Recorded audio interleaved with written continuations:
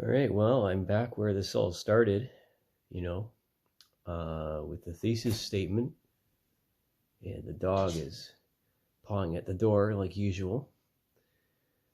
And she'll probably keep doing it.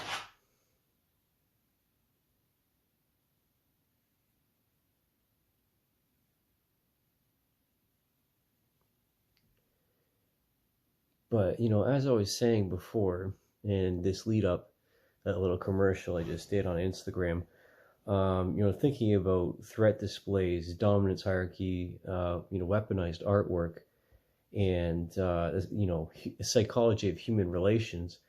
And again, these being continuous themes laid out in the very beginning. Okay. I'm not doing this randomly. And I know that a lot of people can't even get through the first few minutes of each of these episodes. Because, by my opinion, they're fucking stupid. Right? The history of propaganda is not for stupid people. It's for you to learn something about myself as a Canadian, our culture. Yeah. Excuse me, just some of the realities of people that don't understand animal behavior and communication, right? Um, we've become very dumb and very soft over the years. And what was I just saying? More or less about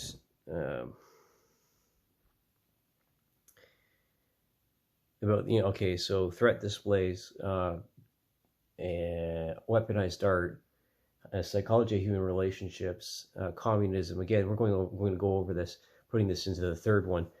And how about this video series is not for stupid people, because only the intelligent people can get through this, or even have the patience to go through this. This seems to be the pattern, anyways. Because I only have 22 subscribers, and they're 22 very important people. For doing that, I acknowledge you as part of this in crowd now, that's actually listening and actually participating in influencing and affecting change within Canada, if not the world, because this is the new era of information, right? And it takes a lot of analytical capacity in order to understand exactly what's going on. And there's just so much wealth of misinformation that it can be very hard to sift through and use any kind of media literacy, or to become a large amount of effort to become literate as to the means by which the propaganda and the threat displays happen, because that's what propaganda art is in a lot of respects. It's not only it's the lead up to, it's to prevent and actually open warfare where there's physical confrontation. Hopefully you can psych out, the head game. That's another way to put it in layman's terms. For sports psychology, this is why we have, sports in general, and why we have competitions, and we have, intellectual games like board games and chess, uh, Monopoly, even, to remind ourselves that we have a predatory nature, and that's by the means by which we have survived and put ourselves at the top, anyway, of this food pyramid over other mammals and other organisms. But we are just as vulnerable to a virus, and to fungus, or to an amoeba, as any other mammal or organism, or parasites. Even parasites are even worse. And I know I detailed this a little bit. And if there's a thing on the internet called the parasite pill, and also the alternative theory to virology, which I implore you to look through. Having explained this, and if you're familiar with 4chan, this stuff pops up on a regular basis. I'm not frequenting 4chan at this time, and haven't been for a while. It's very tiring, and a lot of repetition, a lot of aggressiveness, and obviously, well, not 4chan in particular, but like Poll, that being a containment board for self-explanatory. But what I was just explaining was, little creativity is a threat display, right? The demonstration of intelligence, and how Northern European or just European cultures in general, and even in the 1960s with the CIA program to sponsor abstract art, to show the Soviets that Americans and capitalism was better, and they didn't want to go to open warfare, not necessarily because of nuclear arms, and standoff tactics were more useful, and hence the the USSR was very good at using propaganda. This is well known, and if you're interested, again, with all the way down from the state organized restructuring of the culture, down to from the songs and the arts, the buildings, the architecture, monuments, and even the cars themselves, and the clothes, all of it done to erase any kind of previous identities with tribalism and so on and so forth, and history, trying to erase absolutely everything in order to have a new culture. But this doesn't work. It never does. All you end up with is blowback, and you have a revolution in brewing. This stuff happens no matter what, because you can't control humanity. We cannot control humanity, and we shouldn't be controlling each other, not even by a world government, not even by surveillance. There's always going to be some way. This is why there's so many efforts to try and separate between the intelligentsia and the common people, or between the hyper rich and the dirt poor, and all these. So think of Pol Pot and his effort to turn all the intellect, to killed off the intellectual class and the higher ups of bureaucrats and educators and tradespeople, and tried to turn them all back into farmers, so that in his mind, so that everybody would understand what it's like to start from nothing. Because he was a Western educated person, and he went back to Cambodia. I keep staring at here. It's getting weird here. Okay. And he went back to Cambodia, and so again, I encourage you to go look up the story of the Khmer Rouge. It's a very good example of what happens when communism is attempted to be implemented. And there's other examples, modern examples, like Vietnam thereafter, the fall of Saigon, or communist governments in South America, if not Cuba. The Bay of Pigs. The nuclear incident was in 1967 or whatever it was, with the embargo. And there's the dog again. Anyway, the gist of it is that other cultures, they demonstrate their strength and their virility and their capacity for violence with war dances, or even like Thai people with the massively well coordinated. Okay, I gotta do this.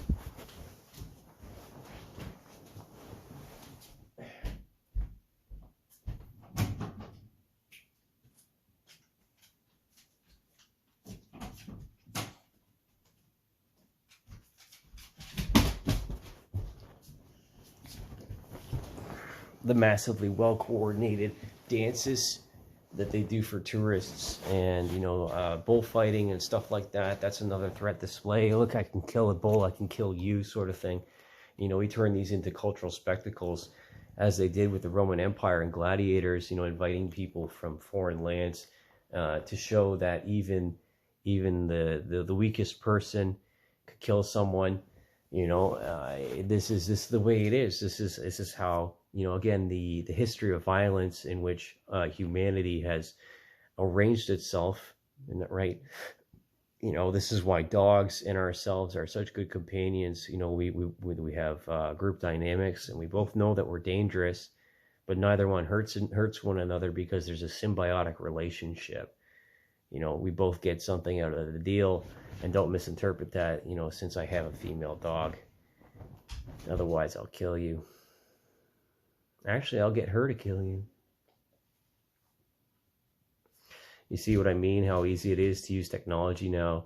And, much of us, considering I'm using a Samsung right now, so that demonstrates the relationship between Korea and North America, and, sharing a lot of cultural values and similarities. There's a lot of allies that we have out there that we don't think that exist, but they do. And, since this is the new frontier, and again, I'm not feeling very anxious. I'm just very angry, and I wish to express further my disappointment and my a bit of angst, a bit of teenage angst, honestly, inspiring rebellion in my heart, to combat this degradation, this degeneration, this entropy of society by jealous foreign actors thinking that we don't deserve what we have because of previous events, and that we benefit from in slavery and so on and so forth, and which is true to a degree, but you can't blame the population for stuff that doesn't go on. Sorry, that goes on behind closed doors. You can't blame a people of a country for what the government does and what the government colludes with or turns a blind eye to, and the members thereof. If you want to go by the classical example of Auschwitz, even the guards were guilty and complicit, because again, by Kant's moral philosophy, if we all just stand there and watch someone drown, all of us are guilty, unless this, to make it practical, unless it is well known that there's like undertow, or, just by risking your life to jump in there to save that person without preparation, then, well, that's bravery and that's valor, definitely, to put someone else's life before your own. Ultimately, self-sacrifice without purpose is stupid. It's fucking stupid, right? Self-preservation is essential, because, coming from my viewpoint, doing this video series, and trying to communicate to the world that, I'm not the only intelligent Canadian that there is, just because, other people think I'm a screw up, a failure, or whatever, or I think that I'm a screw up or a failure, because of things that haven't worked out in the past. I've just found 99 ways that don't work, and this way works. And I know I have a lot of assistants and people behind the scenes that are helping distribute this, and that are helping it get to the front page of YouTube, because that's where it deserves to be. I may not be an attractive person to listen to all the time, and people may get tired of my voice. I get tired of it too.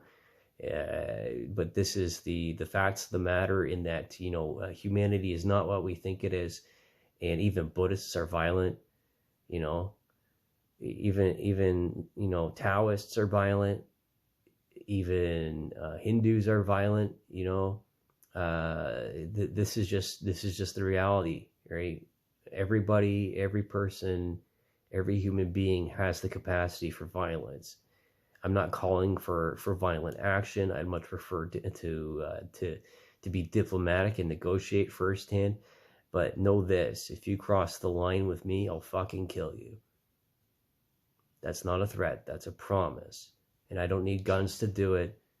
There's a lot of efforts collectively to freeze individuals out, or to hold them as political prisoners within, the larger confines of the internet and digital presence. Basically, we don't need to put people into a cell anymore. You can, subject them to political prison, by eliminating them from jobs, or by eliminating them from social groups, ostracization, so on and so forth, and trying to torment through electronic means, or through credit score, as it is, social credit score, as it's well known and communicated that it's popular with China. These are means by which behavioral modification is done negatively or through coercion. And we all know and we all observed the dehumanization of the Trudeau government against people that wish not to take the vaccine, right? During COVID times, it's right on fucking camera. You can't deny it. You can't dance around it. It was an experiment for a lot of these different vaccines. It was experimental. So that's my position. A lot of people that took it didn't want to take it, and that's the truth. They were forced by coercion and by social pressures and by the threat of removal of their children, or of by threat of resistance to sexual intimacy, even within relationships. You see, that which was communicated and enforced by stupid people because they couldn't think for themselves, and they didn't want to stand up and go out in the streets, and because they were completely screwed in the head by anxiety and fear, which is again one of the means by which control happens, in which government works. Authoritarianism and the domination, the hegemony of idiocy. That's what I'm going to call it. Removing identity, again happening to be connected to communism and the enforcement thereof, by insurgency and by infiltration by foreign actors, again being jealous of the number and abundancy of resources that we have in Canada, vying for position and for control, even by our neighbors, the Americans. They don't want to see us have industry of our own. They want to see us as a subordinate, and I can't support this, and I won't. And that's the fact of the matter. This is the reality that we live in, and if we don't stand up for ourselves, and again, this is how I'm doing it for myself by expressing these things. I'm not responsible for the interpretation of people that happen to watch this and are threatened. It's not my problem. It's your problem. I'm not responsible for how you feel or how you're offended. That's it, right? That's the attitude that we have to adopt in order to have any kind of independence with Canada, and for us to have resistance to propaganda in the future. Because marketing and the institution of the corporation, that which is psychopathic in nature, has to change. We have to become less soft, but also more loving at the same time. There has to be a change in the attitude towards each other. This is just obvious to anyone that's listening and anyone that's observing, because the centralization of power by the UN and by other actors in think tanks and these rich people conferences, which they try to plan out and help humanity along. Excuse me. And it doesn't work. It never does. Because let's let this be clear.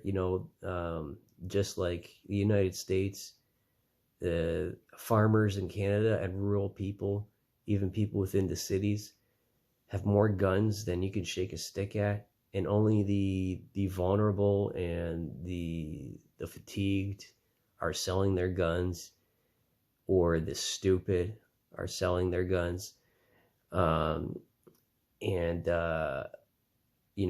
Information is a weapon,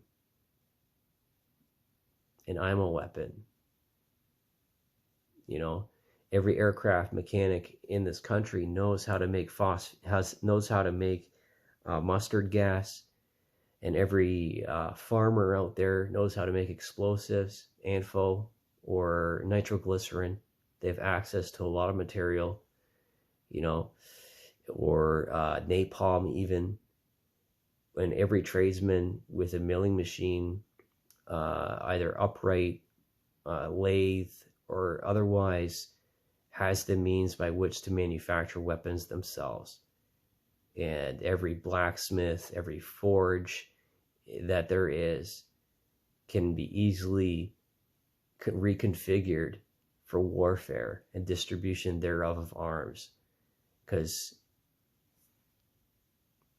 martial law doesn't stop people from killing each other, right? The Emergency Act doesn't stop people from killing each other or threatening politicians. When you enact these things, the misappropriation of power or abuse thereof of power is what defines your legacy as a net zero, a negative, right? You have nothing to show after that. That just shows weakness, right? And collusion with foreign influence. Let's be clear about that. We have a very dark nature within all of us, and I'm willing to use that and harness it, this aggression, to make myself better and more intelligent and more threatening. That's a promise, because no one wants a soft leader, and women don't like soft men, and they don't like men that are too hard either. This is what it is to be a man in the 21st century.